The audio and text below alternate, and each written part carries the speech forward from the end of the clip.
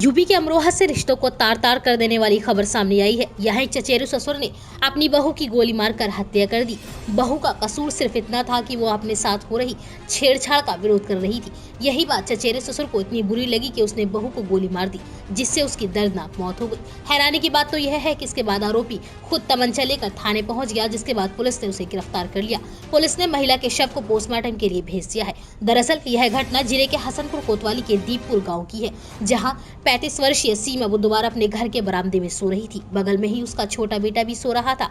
सास और बड़ा बेटा ऊपर कमरे में सो रहे थे। तभी रात करीब 2 बजे पड़ोस में रहने वाला चचेरा ससुर राजपाल छत के सहारे घर में घुसा और सीमा की कनपट्टी से तमंचा सटाकर गोली मार दी। इससे सीमा की मौके पर ही मौत हो गई। इसके बाद सुबह 5 बजे आरोपी राजपाल तमंचा लेकर खुद थाने पहुंच गया और हत्याकांड के बारे में बताया। मौके पर पहुंचकर पुलिस ने शव को पोस्टमार्टम के लिए भेज दिया है।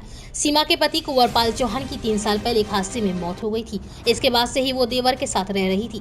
देवर अरविंद बरेली की एक फैक्ट्री में नौकरी करता है। पुलिस ने बताया कि आरोपी राजपाल सीमा पर बुरी नजर रख रहा था। पुलिस ने बताया कि करीब 1.5 साल पहले उसने सीमा के साथ छेड़छाड़ करने की कोशिश की थी। तभी सीमा ने उसे छत से धक्का दे दिया था। इसी बात का बदला लेने के लिए राजपाल ने सीमा की हत्या कर दी। हसनपुर की डिप्टी एसपी श्रेष्ठा ठाकुर ने बताया कि आरोपी राजपाल ने अपने भाई के बेटे की बहू की गोली मारकर हत्या कर दी और उसके बाद खुद ही थाने पहुंचकर सूचना दी।